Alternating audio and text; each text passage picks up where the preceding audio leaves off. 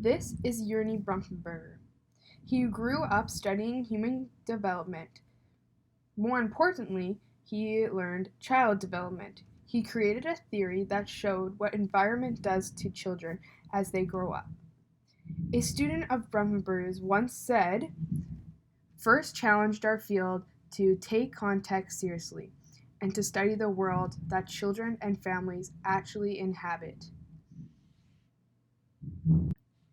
This is a diagram that shows his theory. This first figure shown was only 4 levels, but then he added the 5th one: microsystem, mesosystem, exosystem, metrosystem, and chronosystem. First, let me tell you about his life. He was born in Moscow in 1917. His family and him then moved to the United States when he was 6 years old. He first majored in psych and music in 1938, then mastered in education at Harvard, followed with a doctorate in developmental psychology. When finished all his schooling, he then went on to the army. He did not love what he was doing, so he decided to go back and do something he loved: child development.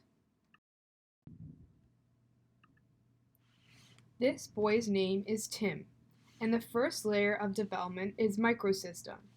This is the environment closest to the child. For example, school or home. With these provided interactions with family, friends, or peers, the children will learn easy rules, behavior, and social norms. In mesosystem, the relationships built in macrosystem can be seen. They have positive and negative effects. For example, when Tim sees his parents interact with his teacher, they see the positive effects, and that makes him have a positive effect at school. The negative effect can be the parents having a negative opinion on school, and then he would also have the same opinion because his parents don't care anymore. The third level is exosystem. Tim does not have a direct part in. But, for example, Tim's dad comes home one day from work and tells his family that he got fired. This would be a negative effect of what happens next in Tim's family's life. A positive effect could be the mom comes home from work with a promotion and they get to go on vacation. The macro system, Tim again cannot control what happens.